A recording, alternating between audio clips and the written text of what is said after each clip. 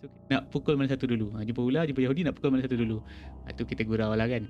Tapi aku nak bagi bayangan juga, satu lagi bayangan, contohnya kalau jiran sebelah rumah kita ni satu keluarga Yahudi. So bagaimana kita nak bersikap dengan mereka? Adakah kita nak memperlakukan mereka ni sebagaimana mereka uh, orang-orang Yahudi di Israel ini memperlakukan terhadap saudara kita di Palestin? Bismillahirrahmanirrahim. Assalamualaikum. Hari ini aku nak bercakap tentang Palestin. Masih lagi nak bercakap tentang isu Palestin. Biarpun hari ini mungkin perhatikan dia dah slow sikit lah. Dah tak sehangat, sepanas ketika bulan Ramadan, ketika berlaku serangan. Terutamanya selepas gencatan senjata. Selepas gencatan senjata, boleh nampak dia dah tak sangat dulu dan dia semakin menyejuk lah. Walaupun tak nafikan, masih ada lagi orang yang berjuang, bercakap tentang nasib saudara kita kat sana. Tapi secara keseluruhan dia tak sangat ketika sebelum gencatan senjata. Lagipun kalau kita lihat gencatan senjata ni, dia dah berlaku banyak kali. Tahun-tahun sebelum ni pun dah berlaku dan kita tak nampak benda ni sebagai kemenangan pun untuk kita raikan. Dan kita tak nampak makna yang sangat besar lah. Dia dah berulang-ulang dan kita perhatikan memang kalau kita tahu perangai Yahudi ni, bila masa dia nak menyerang, dia akan menyerang. Bila masa dia nak berhenti, dia akan berhenti. Dan bila masa dia nak serang, dia akan serang balik. Itu memang perangai mereka yang kita boleh lihat tahun-tahun sebelum ni pun. Jadi tak mengherankan apabila mereka melakukan serangan kembali. Dan tak patut kita lihat gencatan senjata tu sebagai satu kemenangan untuk kita raikan. Kita sepatutnya ambil pengajaran. Dan apatah lagi kalau kita katakan gencatan senjata tu menyebabkan kita ni berhenti untuk memperjuangkan nasib mereka. Ini tak patut berlaku.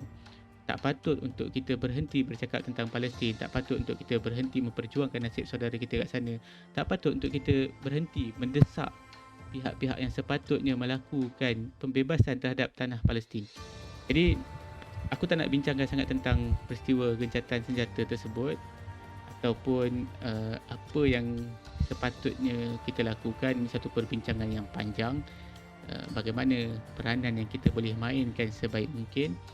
Hari ini aku nak menyentuh sikit tentang polemik yang berlaku dalam kalangan kita, dalam masyarakat kita tentang bagaimana nak bersikap terhadap yang dinamakan Yahudi. Bila timbul isu Palestin ni, bila timbul isu Israel Palestin ni, memang ada polemik tentang bagaimana kita nak bersikap tentang Palestin. Terutama apabila muncul label-label seperti anti-Semitik, anti-Yahudi. Ini dalam benak pemikiran orang-orang Yahudi ni kan, memang ni satu pemikiran yang salah lah dalam benak kepala mereka. Tapi mereka memang telah didoktrin begitu dalam mana-mana negara kan. Media tu mengawal, jadi Israel ni mengawal media dan itulah apa yang masuk ke dalam pemikiran mereka, yang mana mereka rasa orang ni benci terhadap Yahudi, orang lain benci terhadap Yahudi, terutamanya orang Islam. Dia rasakan kalau mereka ni masuk ke dalam tanah Palestin, mereka rasakan mereka akan dibunuh disebabkan mereka ini Yahudi. Begitu sekali apa yang mereka rasakan. Itu satu pemikiran yang salah. Walaupun kita kena berhati-hatilah, kita tahu bagaimana ini bangsa yang dinyatakan paling keras permusuhannya terhadap Islam, dan mereka ini yang dah banyak mengkhianati. Track record diorang ni memang track record yang paling jahanam, sehingga dikatakan pembunuh para nabi kan. Kita tahulah. Jadi mereka ni boleh saja play victims, kata self defense dan sebagainya. Jadi kita perlu berhati-hati dalam soal itu. Tak dinafikan, walaupun ada satu sisi itu mereka sendiri ni mempunyai pemikiran yang salah kerana telah dimasukkan satu maklumat-maklumat yang salah kepada mereka. Itu di sisi di pihak orang-orang Yahudi sendiri. Tapi dalam kalangan masyarakat, dalam kalangan kita umat Islam sendiri pun ada juga kesilapan dia sebahagiannya yang segala benda nak diyahudikan. Kalau ada benda yang dirasakan tak kena dengan hidup dia, ini agenda Yahudi, itu agenda Yahudi. Ini network ni slow ni hari ni, ini pun ada agenda Yahudi, macam-macam lah. Baik, walaupun seperti aku katakan tadi, kita tak patut rasa selesa dengan orang Yahudi ni, yang sepatutnya kita perlu berhati-hati kerana track record mereka yang begitu. Tapi dalam masa yang sama, walaupun kita marah, ini wajib kita marah sebabkan saudara kita di Palestin tu dibunuh, dizalimi. Itu wajib kita marah. Tak marah ni pelik lah, pelik. Kena check balik kita punya, ini soal iman. Memang kita patut marah. Tapi dalam masa yang sama kita nak pandu kemarahan kita nak letakkan kemarahan kita ni bukan semata-mata emosi, tapi kita nak bawa letakkannya di tempat yang betul supaya kemarahan kita ni digunakan dengan betul. Baik, jadi macam mana kita nak bersikap terhadap Yahudi ni sebenarnya? Secara dasarnya yang perlu kita ketahui dulu, bagaimana kita nak bersikap terhadap Yahudi. Kita lihat bagaimana Rasulullah bersikap terhadap mereka yang dinamakan Yahudi ni. Itu kan satu petunjuk Rasulullah ni sebagai teladan kita yang paling baik. Jadi kita nak tengok macam mana Rasulullah bersikap terhadap Yahudi supaya kita boleh teladani. Kenapa dia penting? Dan contoh dalam kita dan kita ni dalam bahasa gurauan kita kan, kalau kita jumpa ular dengan jumpa Yahudi, nak pukul mana satu dulu? Jumpa ular, jumpa Yahudi, nak pukul mana satu dulu? Itu kita gurau lah kan. Tapi aku nak bagi bayangan juga, satu lagi bayangan. Contohnya kalau jiran sebelah rumah kita ni satu keluarga Yahudi, so bagaimana kita nak bersikap dengan mereka? Adakah kita nak memperlakukan mereka ni sebagaimana mereka orang-orang Yahudi di Israel ini memperlakukan terhadap saudara kita di Palestin, umat Islam di Palestin? Adakah kita nak lakukan seperti itu? Contohlah, katakanlah satu hari jiran kita ni dengan keluarga dia semua keluar pergi shopping, dan kita pecah masuk rumah dia dan kita claim tu rumah kita. Bila dia balik, kita kata ni rumah kita, ini memang rumah aku, kau pandailah nak hidup. Adakah kita nak lakukan sebegitu? Itu apa yang dilakukan oleh Yahudi di Palestin.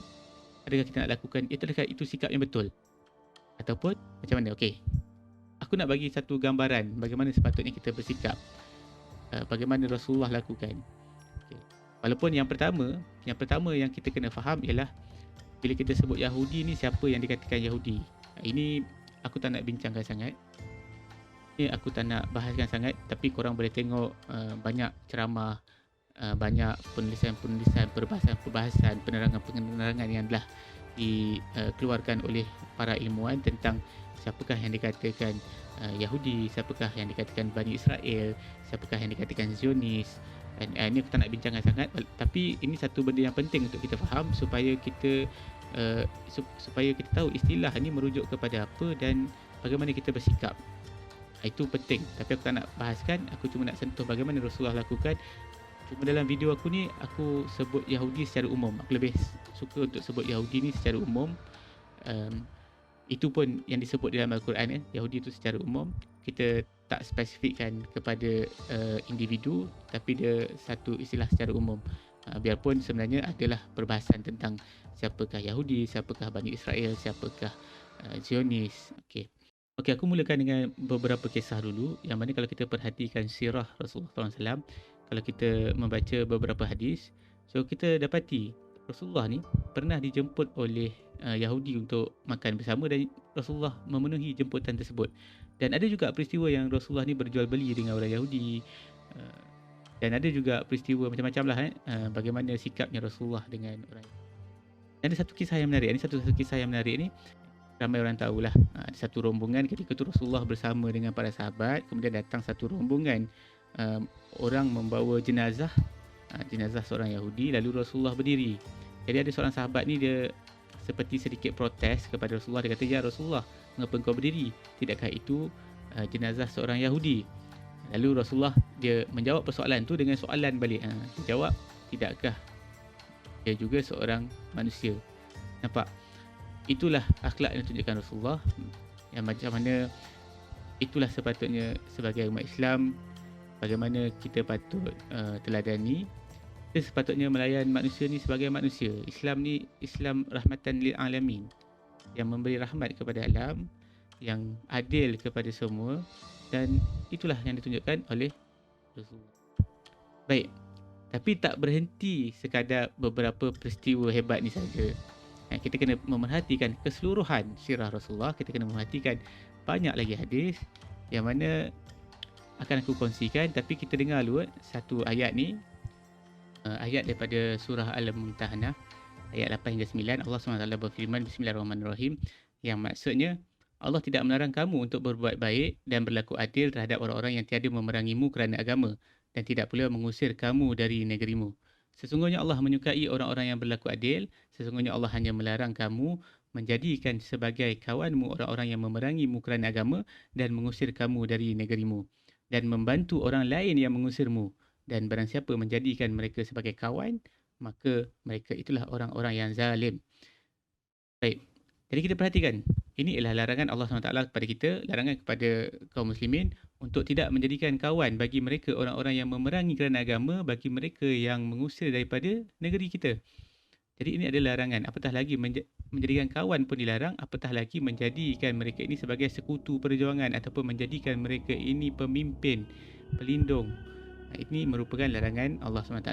Yang inilah ditunjukkan oleh Rasulullah SAW ketika berada di Madinah, ketika Rasulullah sebagai pemimpin, sebagai kepala negara ketika itu dalam sebuah daulah Islam, bagaimana Rasulullah bersikap terhadap beberapa kabilah Yahudi, kan, kabilah-kabilah Yahudi yang besar di Madinah ketika itu yang memerangi Islam, yang melanggar perjanjian. Jadi bagaimana Rasulullah bersikap terhadap mereka ni, kabilah-kabilah Yahudi yang mana ketika tu di Madinah ada Bani Qainuqa, ada Bani Nadir, ada Bani Quraizah, ada Bani Khaybar.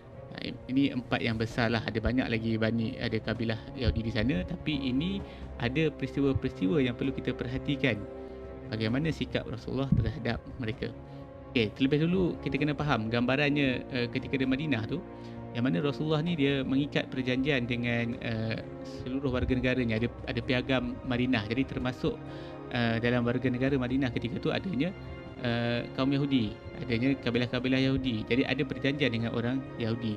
Yang mana sebenarnya dalam piagam Madinah ni, kalau kita pernah baca, kita dapat lihat betapa Islam itu sangat adil. Dan Islam itu memberi jaminan keselamatan sebagai warga negara sama sahaja terhadap orang Yahudi ataupun orang Islam. Mereka ni berhak dilindungi, dijaga dia punya nyawanya, keselamatannya.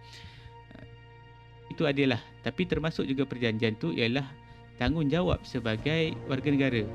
Jadi tak terlepas orang Yahudi, tanggungjawabnya sebagai warga negara ialah untuk mempertahankan negara, mempertahankan daulah Islam ketika tu.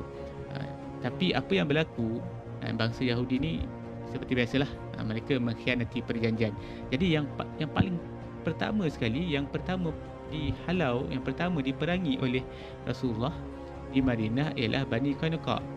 Bani Qainuqa ni Rasulullah dah nampak pengkhianatan yang dilakukan oleh mereka ketika berlaku peperangan di antara kaum muslimin dengan musyrik Mekah. Ketika berlaku peperangan ni, sepatutnya seluruh warga negara menjadi tanggungjawab mereka mempertahankan negara. Tapi apa yang berlaku, Bani Qainuqa ni dah nampak tidak ambil pot, tidak mempertahankan, tak sama-sama Rasulullah mempertahankan daulah Islam ketika itu. So Rasulullah dah nampak ini satu pengkhianatan yang dilakukan oleh mereka, melanggar perjanjian yang mereka setujui pada awalnya. Tapi belum sempat bertindak ke atas mereka itu, berlaku satu peristiwa. Yang mana ketika itu di pasar Yahudi, biasanya di pasar ni memang dikuasai oleh orang Yahudi lah. Mereka ni orang yang menguasai ekonomi di Madinah kan. Jadi ketika di pasar ni ada seorang muslimah yang dikacau, yang diganggu oleh orang Yahudi di pasar tu, oleh seorang Yahudi di pasar, sehingga Yahudi ini menjatuhkan maruah muslimah tersebut. Dia memperolok-olokkan muslimah itu sehingga tersingkap auratnya. Jadi apabila kejadian tu berlaku, muslimah ni dia meminta tolong, lalu didengari oleh seorang lelaki muslim. Lalu lelaki ni dia mempertahankan muslimah tersebut, dan berlaku pergaduhan di antara orang Yahudi dan lelaki ni. Dalam pergaduhan tu, si Yahudi tadi tu terbunuh. Kemudian orang-orang Yahudi lain di pasar ni masuk campur, beramai-ramai belasah pula lelaki muslim ni, dan akhirnya lelaki muslim ni pula yang terbunuh. Jadi peristiwa ni sampai kepada Rasulullah SAW.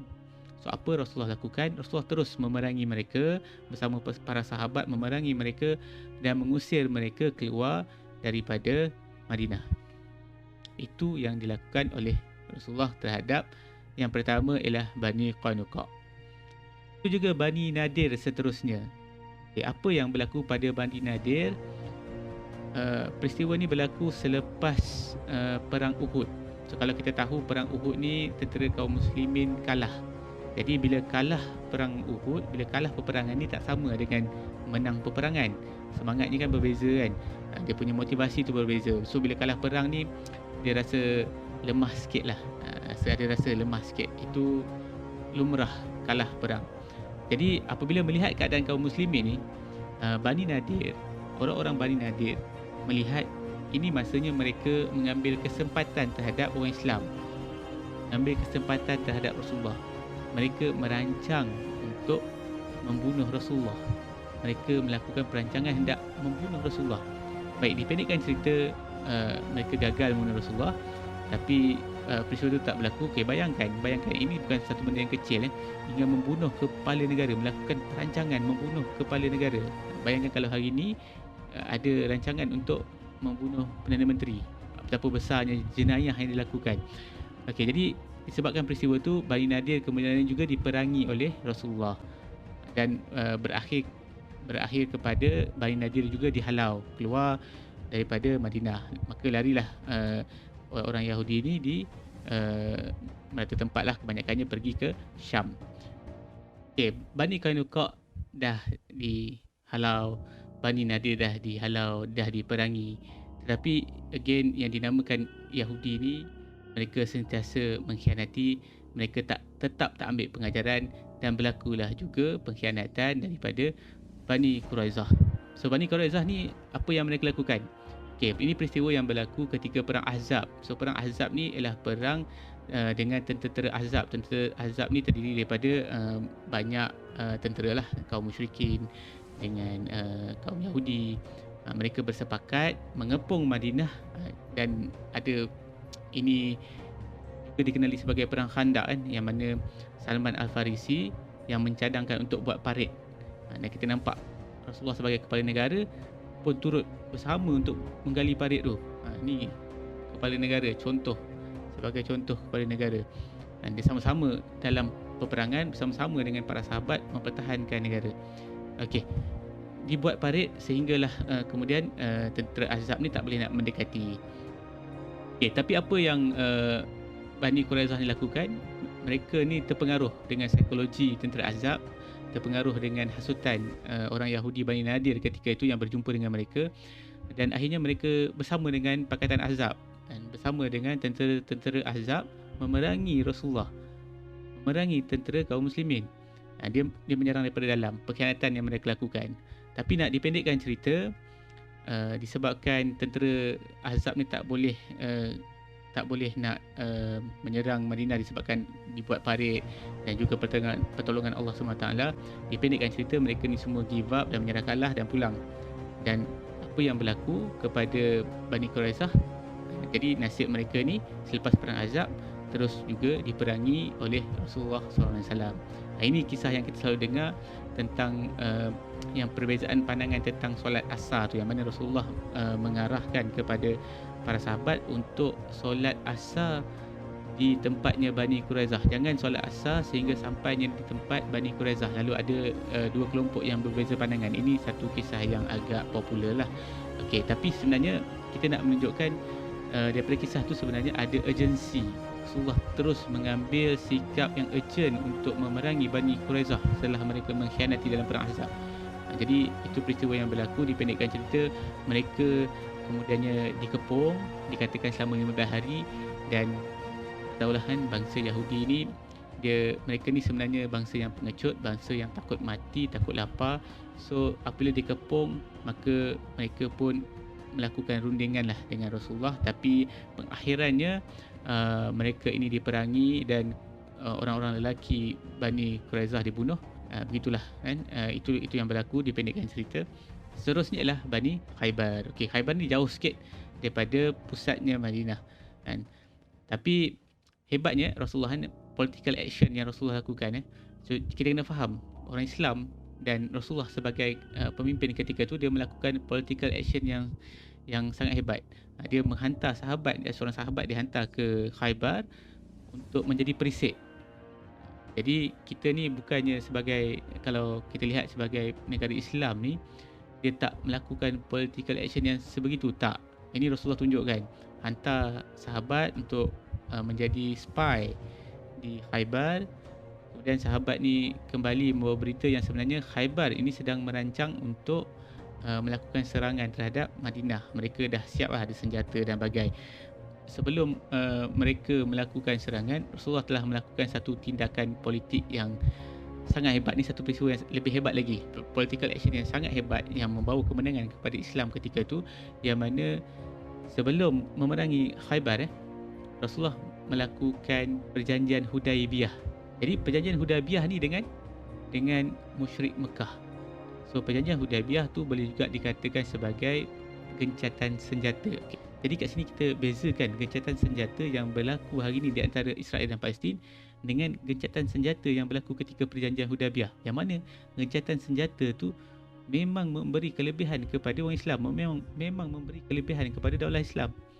Yang mana selepas tu, disebabkan ada perjanjian dengan musyrik Mekah, tidak boleh berlaku peperangan, Allah terus pergi settlekan Khaybar. Selepas perjanjian Hudaibiyah, Rasulullah settlekan Khaybar, memerangi Khaybar. Dan itulah sedikit seringkas bagaimana sikap Rasulullah SAW yang perlu kita teladani. Bagaimana bersikap dengan yang dinamakan Yahudi, kita perlu berhati-hati, dan kita juga perlu untuk tegas, terutama kalau kita lihat sebagai kepala negara, sebagai pemimpin, bagaimana Rasulullah melakukan tindakan-tindakan politik terhadap mereka. Kalau kita perhatikan, Rasulullah bertindak sebagai junnah, sebagai perisai kepada kaum muslimin, melindungi orang-orang Islam. Dan seorang muslimah yang dicabuli kehormatannya, seorang muslim yang dibunuh, bagaimana Rasulullah kemudiannya memerangi Bani Qainuqa. Tapi malangnya, kalau hari ini kita perhatikan, umat Islam itu di seluruh pelosok dunia dizalimi, ditindas, bahkan dibunuh. Kalau di Palestin setiap tahun berlaku. Tapi kita telah kehilangan junnah, kita telah kehilangan perisai yang akan melindungi kita. Itulah nasib umat Islam. Rasulullah kata, innamal imamu junnah.